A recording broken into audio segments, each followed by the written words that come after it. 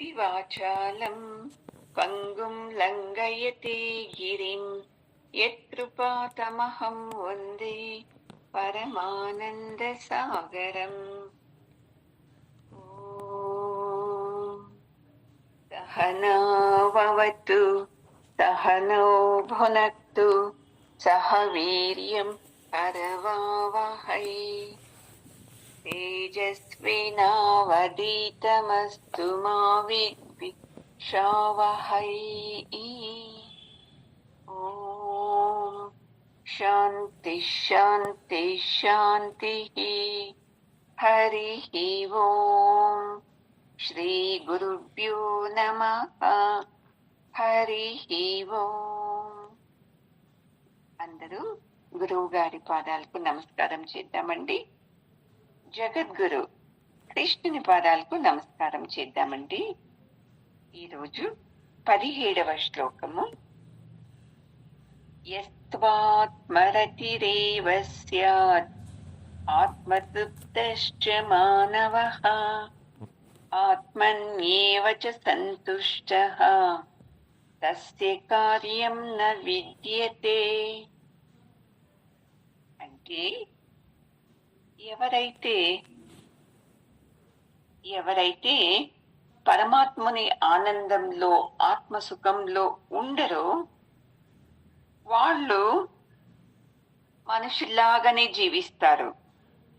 ఎవరైతే పరమాత్మని సుఖము ఆత్మసుఖం పొందింటారు చూసుకోండి, వాళ్ళు ఎప్పుడూ ఆనందంగా ఉంటారు. మళ్ళీ వాళ్ళకు ఇది చేయాలి అది చేయాలి అని నియమాలు ఏవీ లేదు అని చెప్తున్నారు చూడండి.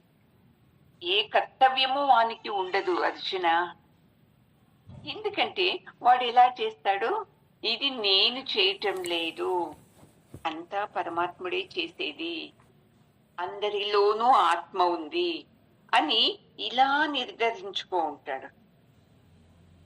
మనం ఇలా ఇది అన్నీ నేనే చేస్తుండేది, నా నుండినే ఈ పని అవుతుండేది, నేను లేకుంటే మా ఇంట్లో నడవదు అంటాం. ఆత్మతత్వంలో ఉండేవాడు తాను ఇవన్నీ యోచించడు. అన్నీ ఆ పరమాత్మని చైతన్యం శక్తితోనే, అన్ని ఆత్మశక్తితోనే నడుస్తుంది అని అతను ఉంటాడు. అందుకే అతనుకు పుణ్యము లేదు, పాపము లేదు. ఏ పని చేసినా అతనుకు పుణ్యం పాపము రెండు దాటి ఉంటాడు.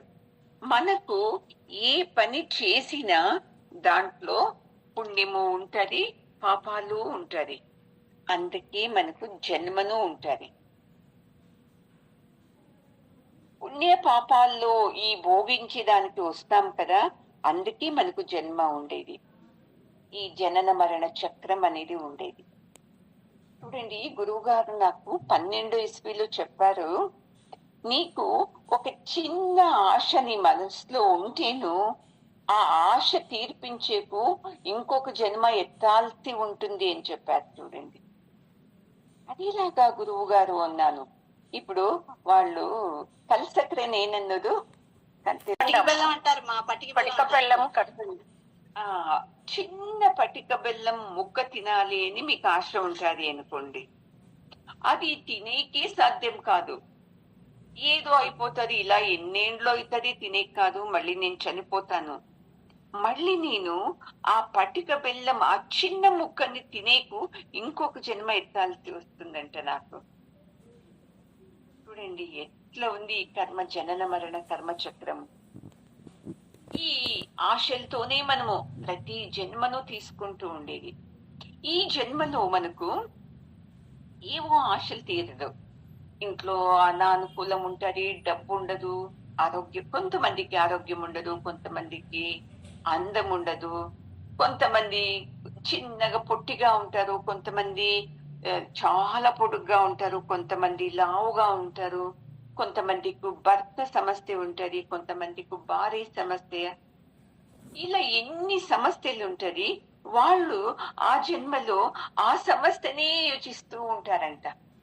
నాకు ఈ భర్త ఇలా లేకుంటే బాగుండేది, నాకు డబ్బు ఉంటే బాగుండేది, నాకు ఆరోగ్యం బాగుంటే బాగుండేది, ఇలా ఆశలే పెట్టుకుంటారంట మనసు లోపల.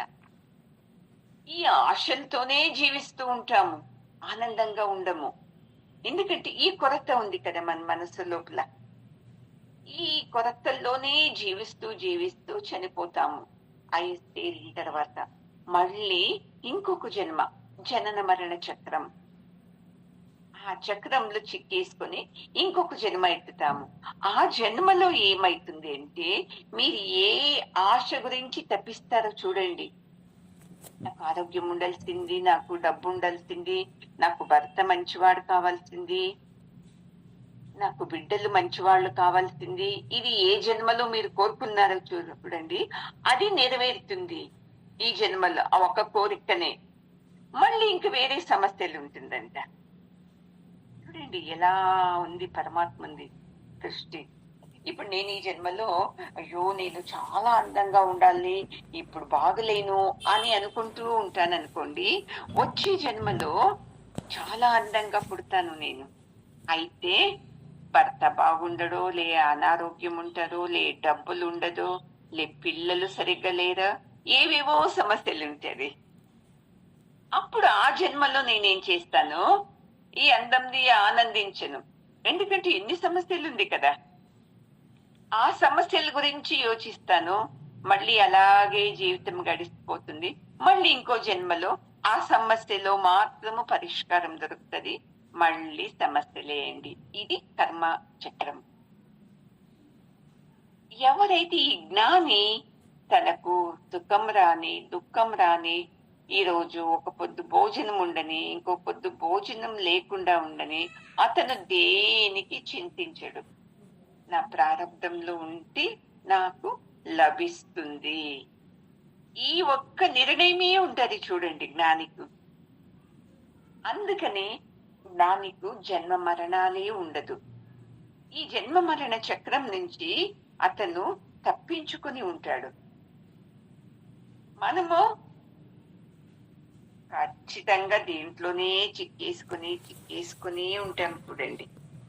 ఎవరైతే ఈ సత్సంగం వింటూ, సత్సంగంలో ఏం చెప్పాడు పరమాత్ముడు, ఇది నేను చేయటం లేదు, అంతా ఆ ఆత్మతత్వమే చేస్తుంది, నా నుండి ఏ పనులు కాదు అని తెలుసుకున్నవాడు మాత్రమే మనకు, అతనికి జన్మ మరణ అనే చక్రం ఉండదు.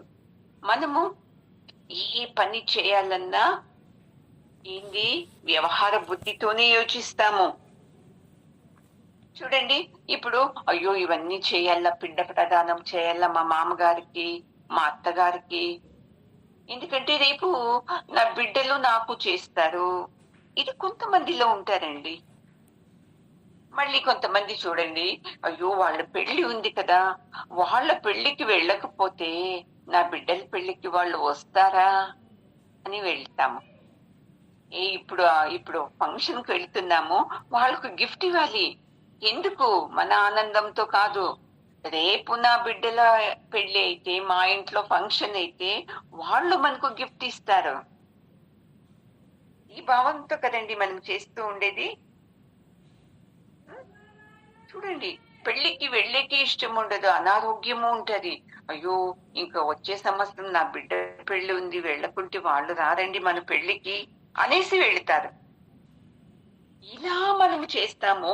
అందుకే మనకు దోషాలు అంటుకుంటాది. మళ్ళీ ఆ దోషాలు ఇంకొక జన్మ మనకు తెస్తుంది. చూడండి ఎలా వస్తుంది మనకు జన్మ జన్మలు అని అడుగుతారు. నేను ఒకరికి తిట్టలేదే, ఒకరికి అన్యాయం చేయలేదే, మళ్ళీ మాకు జన్మ ఉంటారా? ఖచ్చితంగా చెప్పలేనన్ని జన్మలు ఉంటారు. చూడండి,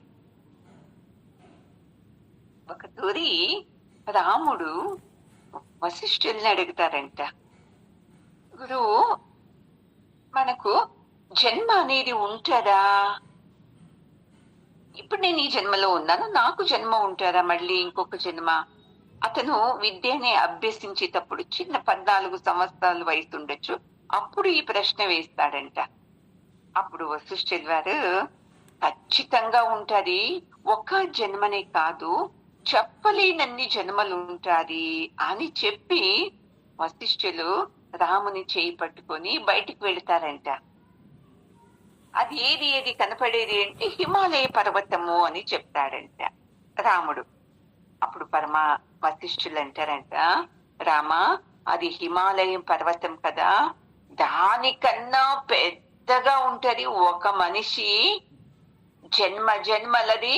ఏది ఎలుగు ఏనంత ఒక మనిషిలో ఎన్ని ఎముకలుంది చూడండి. ఈ హిమాలయం కాదు, ఇది ఇంత పెద్దగా ఉంటది ఒక మనిషి ఎముకలు. అంటే ఎన్ని జన్మలు ఎత్తింటాం చూడండి మనము. అన్ని జన్మలు ఎత్తారు మనుషులు, ఒకే జన్మ కాదు రామా అని చెప్తాడంట. రామునికి ఆశ్చర్యమైతుందంట. అంటే ఒక మనిషి హిమాలయం, ఇంత పెద్ద హిమాలయానికన్నాను అన్ని జన్మలు ఎత్తిన ఈ వెమకల ఇలా ఉంటుందా అని ఆశ్చర్యపోతాడండి. అందుకనే మనకు చాలా అహంకారం. నేను మంచిదాన్ని, నేను మంచి పనులు చేస్తున్నాను, నేను పూజలు ఎక్కువ చేస్తాను, నేను దాన ధర్మాలు ఎక్కువ చేస్తాను, నేను పుణ్యకార్యాలు ఎక్కువ చేస్తాను, నాకి ముక్తి లభించేస్తుంది ఈ జన్మలో అని ఉంటది. సాధ్యమే కాదండి. ఎందుకంటే మీరు చేసే పనులన్నీ నేను చేస్తున్నాను, నా నుండి అవుతుంది, నేను చేస్తున్నాను అని చేస్తున్నారు తప్ప ఆ ఆత్మ చైతన్యంతో నేను చేస్తున్నాను, ఆ ఆత్మ చైతన్యం నిర్ధారించినట్టే అన్ని పనులు అవుతుంది అని అనుకుంటామా మనము? ఇది మనల్ని జన్మ మరణాలకు కారణం చేసేదండి. జ్ఞాని తను సంపూర్ణంగా ఆనందంగా ఉంటాడు. సుఖ దుఃఖాలు విన్నారు కదండి 2వ అధ్యాయంలో.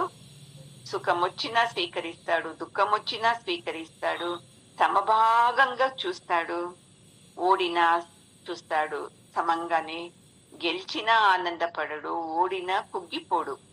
మనము చిన్న చిన్న విషయాలకి నన్ను ఇలా అన్నావా, నేను సరైన దాన్ని కాను, బాగా నీకు చేస్తాను చూడు, ఇలా వచ్చేస్తుంది మన మనసులోకి.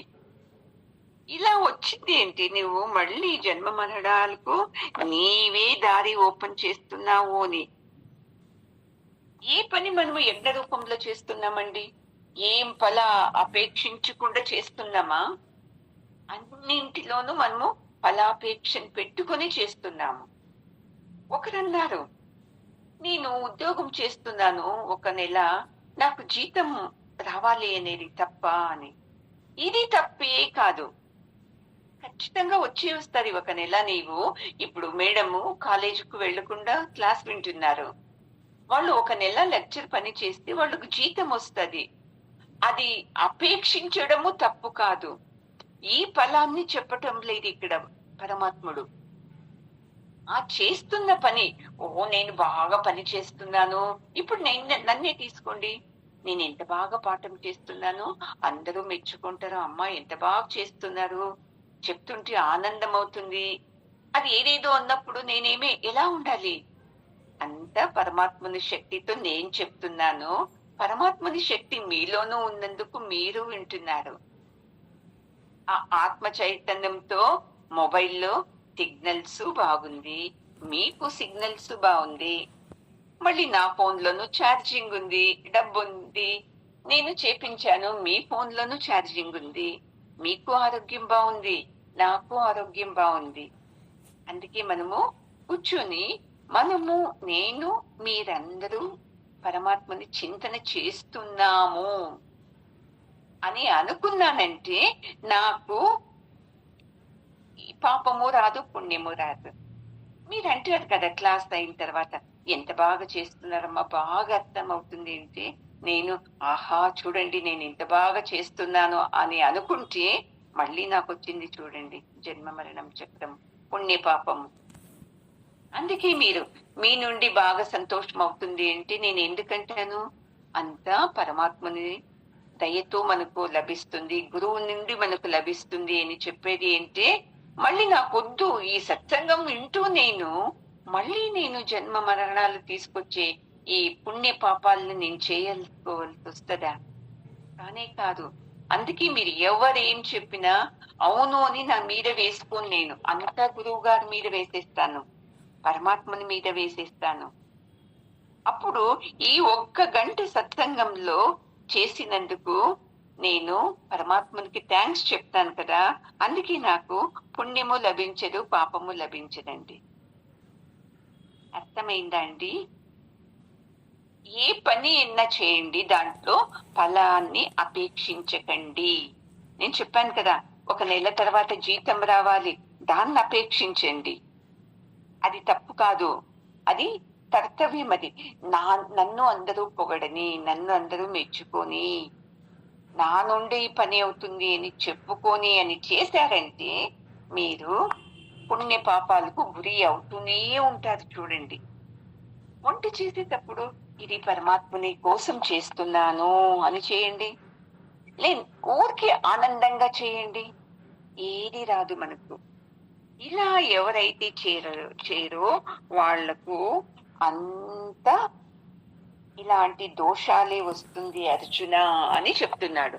ఎందుకు చెప్తున్నాడంటే అర్జునుడు చెప్పాడు కదా, నా నుండి ఈ యుద్ధం చేస్తే నా నుండి కర్మ వాళ్ళ లభిస్తుంది, నాకు పుణ్యమే రాదు, పాపం లభిస్తుంది, అందరూ నరకానికి వెళతారు అని ఏదేదో అన్నాడు కదండి 1వ అధ్యాయంలో.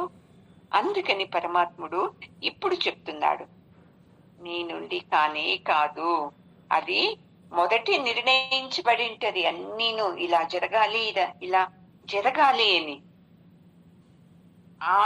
ఆ తత్వం ప్రకారమే ప్రతి ఒక్కటి జరిగేది. చూడండి, మన నుండి ఏది జరగదు. మనం అనుకుంటున్నాము నా నుండి జరుగుతుంది ఇవన్నీ అని, అంతా చెప్తాము మాటల్లో.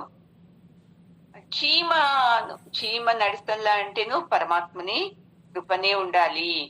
ఒక చిన్న గడ్డి మొక్క అది షేక్ కావాలంటేను పరమాత్మని శక్తి ఉండాలి అని చెప్తాము. కానీ మన దాకా మనం పనులకు చేసేటప్పుడు చూడు ఎంత చేశాను, మా ఆయన ఒక్క మాట నన్ను మెచ్చుకోలేదు అనేస్తాడు, నా పిల్లలు ఒక్క మాట మెచ్చుకోలేదు. ఎంత చేస్తేనో ఏమంటారు తెలుసా అండి, మహా నువ్వేం చేశావు అంటారు. దాంట్లో మనము అపేక్షించుకుంటూ ఉన్నాము, నేను చేస్తున్నాను వాళ్ళు మెచ్చుకోని అని. ఎప్పటికీ మెచ్చుకోరు, బాగా తెలుసుకోండి. ఎవరో మహా ఒకరున్నారండి, ఒక ఫ్యామిలీ, నేను చాలా పరిచయం వాళ్ళతో, కొడుకు కోడలు అత్త మామ. వీళ్ళు ఎలా పని చేస్తారంటే అండి, వాళ్ళు ఏం చేస్తున్నాను స్వామి స్వామి స్వామి దయతో అవుతుంది, స్వామి దయతో అవుతుంది అని. ఒకరోజు బంధువులంతా వచ్చారు, నేను ఉన్నాను ఆ రోజు వాళ్ళ ఇంట్లో. ఏమండి ఈ రోజు శివరాత్రి కదా, మీరు ఇంకా పూజనే చేయలేదు కదండి, మేం పూజ చేసి వచ్చామండి అని. అప్పుడు కోడలు అంటారండి, ఎంత బాగన్నది, మేము పూజలు పునస్కారాలు ఇవన్నీ ఆచరణలు ఎక్కువ చేయమండి మేము. మాకు ఏమి పూజ అంటే మా అత్త మామకు సేవ చేయటమే పూజ. చూడండి, పొద్దుటి నుండి మా అత్తకు చాలా హెల్త్ బాగలేదండి, అందుకే పక్కలోనే కూర్చొని ఆమెకు సమాధానం చెప్తున్నానండి. ఇదే పూజ అండి నాకు, శివ పూజ. చూడండి ఎంత పెద్ద జ్ఞానం ఇది. మనమైతే అమ్మో శివరాత్రి పూజన, నీకు ఆరోగ్యం బాగలేదా, నీకెప్పుడూ బాగుండదు, పడుకో ఉండండి, నేను పూజ చేయాల ముఖ్యమని. ఆమెకు పడుకో ఉండే ఆమె దుఃఖిస్తుంది, ఆకలవుతుంది, పూజ చేయకుండా తినకూడదు, ఉండండి మీరేమి. మన పూజ ఇలాంటిది, ఆమె పూజ అలాంటిది. ఆమె అంటేదండి, నాకు అత్తమామ అంటే, అత్తమామ అనకండి, నా బిడ్డలు వీళ్ళిద్దరూ అంటారు. చూడండి, ఆమె కోడలు ఎక్కడన్నా పిలిస్తే పసుపు కుంకానికి రాండి, సాయంకాలం 6 గంటలకు రాండి అంటే, లేదండి 6 గంటల్లో నా బిడ్డలు భోంచేసే టైము, నేను అక్కడికి వస్తే ఇక్కడ వీళ్ళకు భోజనం పెట్టే వాళ్ళు ఉండరండి అని పసుపు కుంకానికే వెళ్ళదు. ఆమె అని ఉంటుంది, ఈ రోజు ముత్తైదు పూజ అండి, 9 మందికి చేస్తున్నాము, అందులో మీరు ఉన్నారు, మీకు మేము పాద పూజ చేసి ఒడి నింపుతాము రావాలి అని చెప్పితేను ఈ కోడలు వెళ్ళదు చూడండి. క్షమించండి, మీరు ఇంకొకరిని ఎవరినన్నా వెతుక్కోండి, మా బిడ్డలు భోంచేసే టైం రానండి అంటది. చూడండి, వీళ్ళు ఏమి అపేక్షిస్తలేదు. అయ్యో, సేవ చేస్తే సరే, ఆమె పూజ పిలుస్తుంది, అక్కడికి వెళితే ఎంత మహాపుణ్యము. ఈ రోజు 9 మందికి వాళ్ళు పూజ చేస్తున్నారు, అందులో నేను ఒక ముత్తైదు. ఇవేమీ లేనే లేదు. వాళ్ళు ఎలా చేస్తున్నారంటే, ఇవన్నీ పరమాత్మను చేసే పూజలు, ఇది నేను చేసేది కాదు, పరమాత్ముడే మాతో చేపిస్తున్నాడు అని చేస్తున్నందుకే వాళ్లకు జన్మ మరణం ఉండదు. చూడండి, నాకు తెలుసు ఈ సత్సంగం విషయం కాబట్టి వాళ్ళ గురించి అలా నేను నిర్ణయించి చెప్తున్నాను. ఎందుకంటే వాళ్ళు ఏది అపేక్షిస్తలేదు. అలాగా అర్జున, ఇది నీ నుండి కాదుప్ప, జ్ఞాని అయిన వాడు ఏమి అయినాను చేస్తాడు, అతనికి తెలుసు ఇవంతా పూర్వ నియోజితమని. అర్జున, నీవు చూస్తే నేను యుద్ధం చేయను, వెళ్ళిపోతాను, నాకు ఏడుపు వస్తుంది, ఈ యుద్ధం నుండి పాపం వస్తుంది, ఏం కృష్ణ నీకే తెలీదా అని నన్నే తిడుతున్నావు కదా, ఇది అలా కాదు, ఈ కర్మ బంధనము అని ఒక్కొక్కటే వివరించి చెప్తున్నాడండి పరమాత్ముడు అర్జునునికి. అయినా అర్జునునికి అర్థమవుతుందా అండి? అర్థమే కాదు. మళ్ళీ ఇదే చెప్తున్నాడు. చూడుపా, పంచభూతాలన్నీ తమ పాటికి తావు చేస్తూనే ఉంది. ఎప్పటి నుంచి? ఎన్ని సంవత్సరాలు లెక్కనే లేదు. సూర్యుడు ఉదయిస్తాడు, అందరికీ వెళ్తరిస్తున్నాడు, వెళుతున్నాడు. థ్యాంక్ యూ సూర్య అని మనం ఏమన్నా అప్రిషియేట్ చేస్తామండి? ఒక తూరి తిట్టుకుంటాము. పొద్దున్నే ఇంకా 7 గంటలు, ఏమప్ప ఇంత ఎండి ఉంది, ఇది ఇలా లేకుంటే బాగుండే అనుకోమా అండి ఆంధ్రాలో ఉండేవాళ్ళు? అతను ఏమన్నా తిట్టుకుంటాడా? లేదు అంటే కొంతమంది పొద్దున్నే లేచి సూర్యునికి ఓం సూర్యాయ నమః, ఓం మిత్రాయ నమః అని మంత్రం చదివితే ఏమన్నా వాళ్ళని వచ్చి ఐ లవ్ యూ అంటాడా అండి?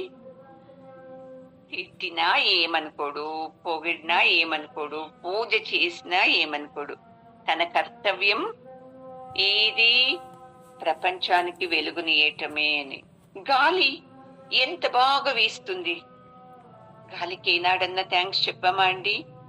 ఇలా అర్జున అన్ని తమ పాటికి యజ్ఞ రూపంలో, అంటే ఏం పని చేసినా అపేక్షించకుండా చేస్తుంది. అలాంటిది నీవెందుకు నాకు కర్మ వస్తది, నాకు పాపం వస్తది? వాళ్ళు విధవలవుతారు, సైనికులు చనిపోతే భార్యలు విధవలవుతారు అని చెప్తున్నావే, అది తప్పు అర్జున. ప్రకృతి ఈ విధంగా పని చేస్తుంది. మనము ఎలా కర్మబంధం నుండి తప్పించుకోనవటం అని పరమాత్ముడు చెప్తున్నాడండి. ఇప్పుడు 18వ శ్లోకం. నైవ తస్య కృతే నార్థః నా కృతే నేహ కశ్చన నాస్తి సర్వభూతేషు కశ్చిదర్తవ్యపాశ్రయః. ఎవరికైతే ఈ ఆత్మతత్వం తెలిసింటది, జ్ఞాని కానీ, సామాన్యంగా కనపడే హరిబసప్ప గురువు లాంటి వాళ్ళు కానీ, వాళ్ళు ఎలాంటి పనులు చేసినా వాళ్లకు ఏ కర్మలు చేసినా వాళ్లకు పుణ్యము లేదు, పాపము లేదు. మళ్ళీ ఇలాంటి పనులే చేయాలి అని కూడా వాళ్ళకు రూల్స్ లేదు. చూడండి, మళ్ళీ వాళ్ళు ఎవరిని అవలంబించుకొని ఉండరు. చూడండి, జ్ఞానికి అయ్యో నాకు వయసు అవుతుంది, నన్ను ముందుకు చూసుకునే వాళ్ళు ఎవరు? కొడుకు లేదే, కూతురు లేదే, ఇలా ఏది ఆలోచించదు. చూడండి, జ్ఞాని ఇంకొక జీవి ఉండాలి అని.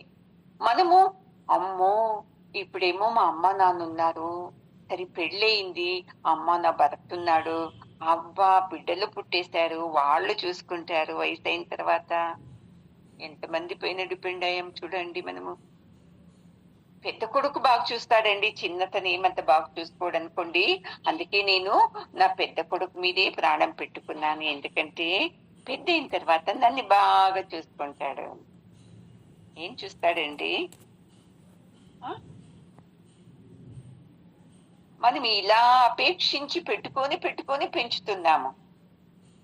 నేను విన్నాను, ఒక అమ్మే కౌన్సిలింగ్ తో నాతో చెప్తుంది, కాదమ్మా, నా కొడుకు చదవాలంటే, కూతురు చదవాలి అంటే నా సొమ్ముల్ని కుదవ పెట్టి ఆ డబ్బులతో ఫీజు కట్టాను.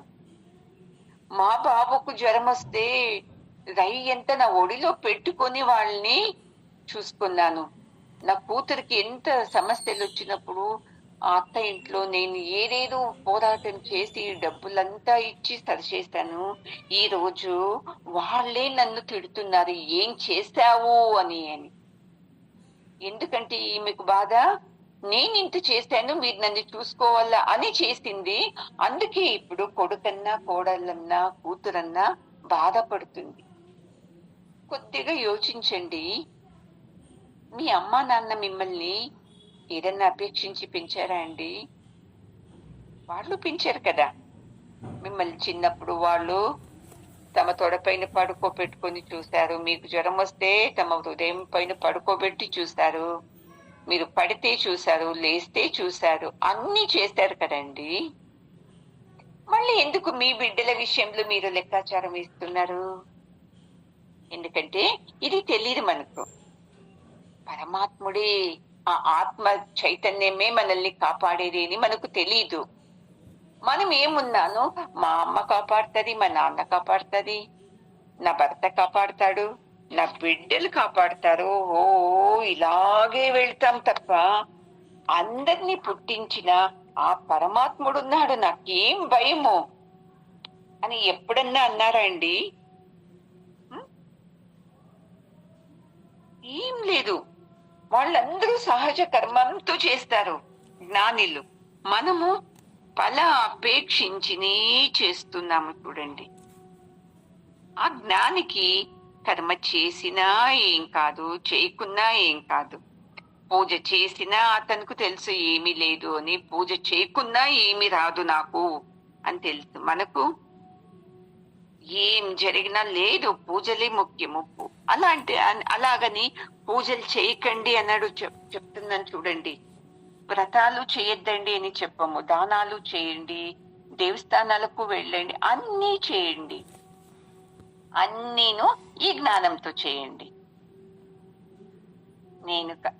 ఏ జ్ఞానమో అపేక్షించకుండా గుడికి వెళ్ళండి చూస్తాము. వెళ్తామా మనము? గుడికి వెళ్ళేదే భిక్షుకున్నట్ల వేడుకొనడానికి వెళ్ళేది. మనం అంటాము, అయ్యో గుడి బయట భిక్షం ఎత్తేవాడు కూర్చున్నాడు, అనుకో ₹1 వేయాలి అని. మీరేం వేడుకున్నారు? మీరు భిక్షమే వేడుకున్నారు కదా పరమాత్మతో వెళ్ళి. నాకు అది ఇవ్వు, నాకు ఇది ఇవ్వు, నాకు ఇది ఇవ్వు, అది ఇవ్వు అని. ఎంత పెద్ద లిస్ట్ అండి మీది. మంచిగా పెళ్లి జరగాలి, మేము పెద్ద ఇల్లు కట్టుకోవాలి, మాకు ఇంట్లో అందరికీ ఉద్యోగాలు రావాలి. నీవేమన్నా దాన ధర్మాలు చేసావా? అతను బయట భిక్షుకుడు ₹1 అడుగుతున్నాడు, అమ్మా ₹1 ఇవ్వండి, దానం చేయండి అని. మీరేం అడుగుతున్నారండి? ఎంత పెద్ద తీరని కోరికలు. లిస్టే వచ్చేస్తారు, కన్ను ముచ్చుకునేది లిస్టు చదివేది మనసు లోపల. అయ్యో వచ్చానే, పరమాత్మనికి ఇంత అలంకారం చేశారే, కళ్ళ నిండుగా నింపుకుంటాము అని పరమాత్మని చూసారా అండి ఎప్పుడన్నా? అబ్బా, నీ దర్శనానికి పిలిపించుకున్నావు పరమాత్మ, నీ రూపాన్ని చూస్తూ ఉంటే అత్యంత ఆనందం అవుతుంది.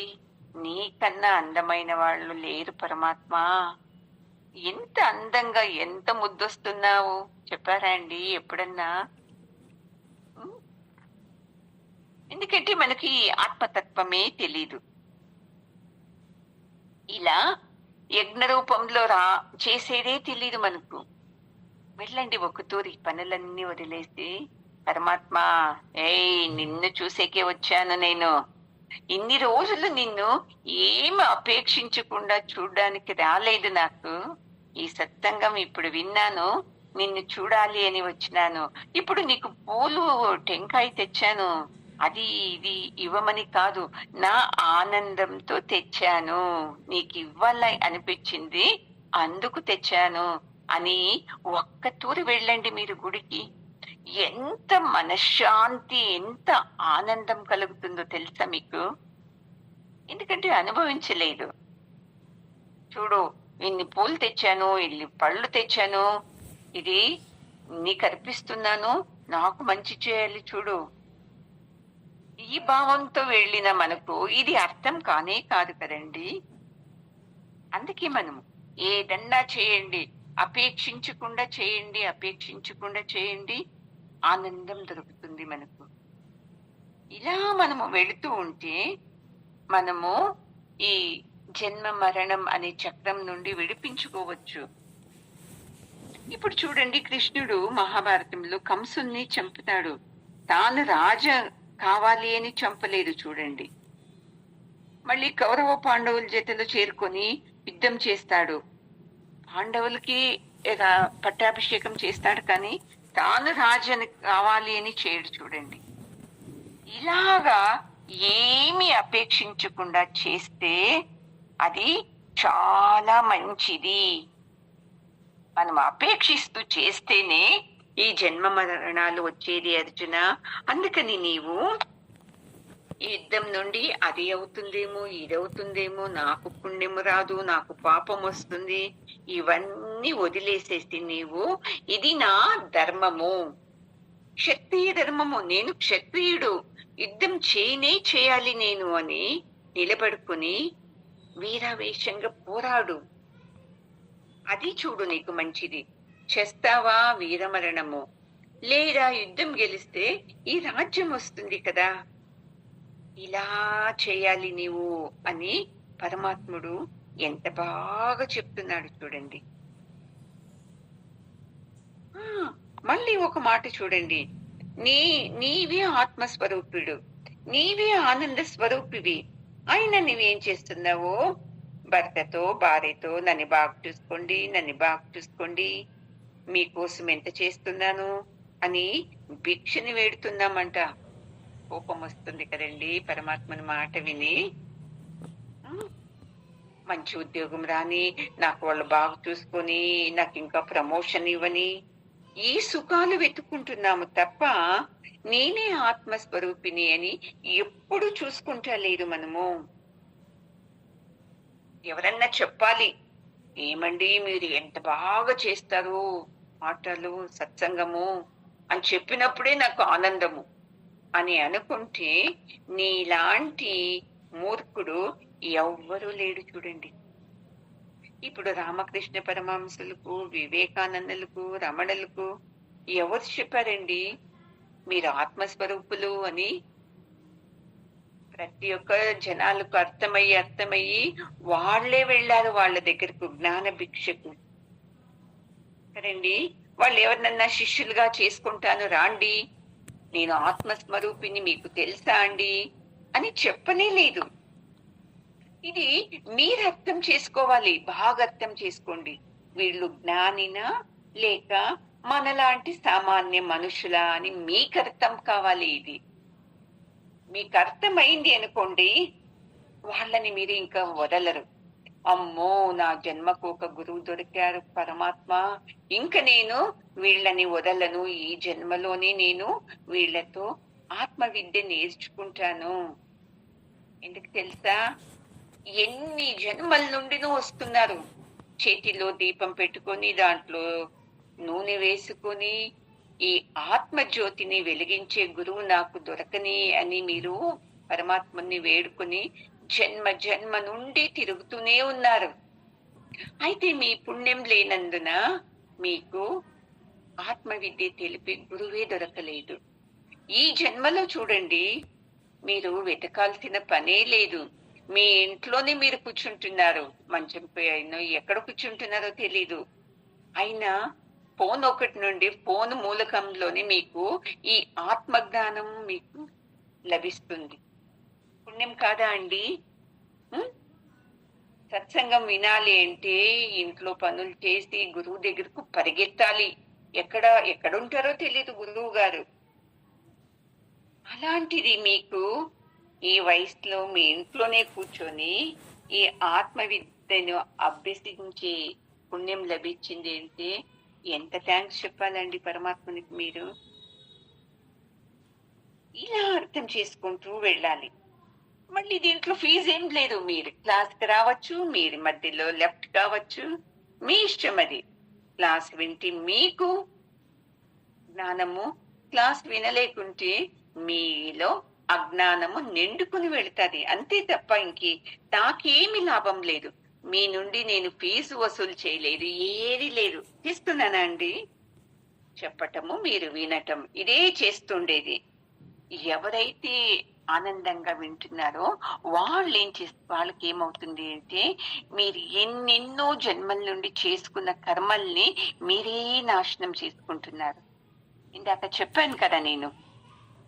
వాళ్ళని వశిష్ఠులు పిలుచుకొని పోయి చూపించారు అని. ఆ ఇది చూడండి, కర్మబంధన. ఒక మనిషి జన్మలెత్తితే ఇన్ని ఎముకలు ఉంటాది, అన్ని జన్మలు ఉంది అని చూపించారు కదా వశిష్ఠులండి. ఉం? అలాంటి కర్మబంధల్ని ఈ 1 గంట 3/4 గంట సత్సంగంలో వింటూ వింటూ మీరు ఎన్ని నాశనం చేసుకున్నారో తెలీదు. అంత శక్తి ఈ జ్ఞానానికి ఉండేదండి. ఈ జ్ఞానం నుండి ఏం చేసుకోవాలి? కరెక్షన్ అంతే. నేను ఇలా చేస్తుంటే కదా, ఇలా చేసుకోవాలి. ఈ కరెక్షనే తపస్సు చూడండి.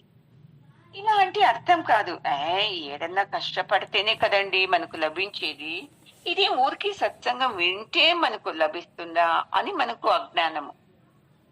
మరి చూస్తే ఈ పూజలు చేయమనరు, ఆ పూజలు చేయమనరు, ఈ దానాలు చేయమనరు, ఏది చేయమనరు. ఎలా మన కర్మ నాశనం అవుతుంది అని సమస్య మనకు కదండి. ఈ జ్ఞానంలో ఇవేమి లేవు చూడండి. వింటే, మీరు కరెక్షన్ చేసుకుంటే మీ కర్మలన్నీ నాశనం అవుతుంది. లేదబ్బా నేను వినను, నేను ఇలాగే చేస్తాను అంటే ఇంకా ఇలాంటి జన్మ మరణ చక్రాల్ని ఎన్నెన్నో ఎత్తాల్సి ఉంటారండి.